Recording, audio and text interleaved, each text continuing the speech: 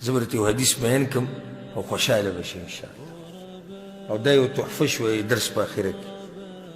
تاسو ټول ملګري دې درسونو له راځي ډېر په شوق او ذوق سره، او زما د طرف نه به کې چوټي مو شي یوه دوه درې، اگر که زه نه غواړم خو بعض کارونه داسې چې دپاره مجبوري شي او بیا هم ستاسو هغه شوق حقه شیانې، نو تاسو د دې حقدار یې چې ډېر څه موږ تاسو له درکو، الله ته به دا ووایو چې الله یې تاسو نه راضي شي. بس دا یو تحفه واله. سنن ترمذي کې دا حدیث دی د عمرو بن عوف رضی الله عنه. پیغمبر صلی الله علیه وسلم وی بدأ الإسلام غریبا وسيعود غریبا كما بدأ.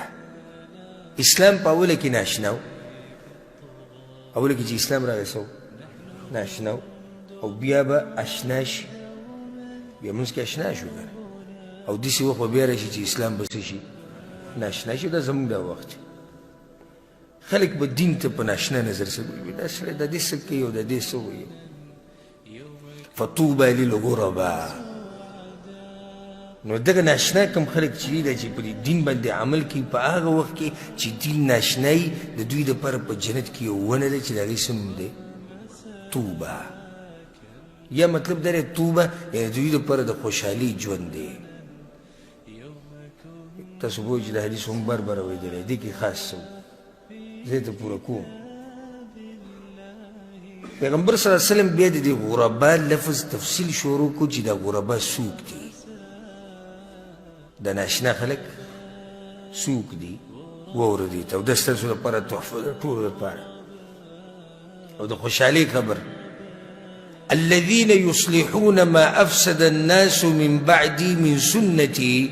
غربا هغه خلک دي چې زما نه بعد به اصلاح کوي د هغه خلکو د هغه کارونو چې هغه زما د طریقې خلاف دي، او د هغوی محنت او کوشش به دی چې د خلک د پیغمبر طریقې ته راوړي، او د هغوی محنت او کوشش به دی چې موږ د پیغمبر په طریقه باندې عمل وکړو. دا ته غربا دي او د دوی لپاره په جنت کې یو خاص ونه ده. والحمدلله ثم الحمدلله دا شرف الله موږ ته نصیب کړی چې زمونږ محنت او کوشش دی. الذین یصلحون ما افسد الناس من بعدي من سنتي. خلکو چې کوم فساد پیدا کړی د پیغمبر صلی الله علیه وسلم په طریقه کې، د هغه په طریقه کې چې هغوی کوم کمی کړی دی، موږ کوشش دا کوو چې دغه کمی ختم شي، موږ کوشش دا کوو چې دغه فساد کم شي، موږ کوشش دا کوو چې خلک د پیغمبر طریقه وپېژني، موږ کوشش دا کوو چې د خلک د پیغمبر طریقې ته راواوړي، موږ کوشش دا کوو چې د خلک د قیامت په ورځ د دوی حشر د پیغمبر سره وشي. زموږ دغه مقصد دی.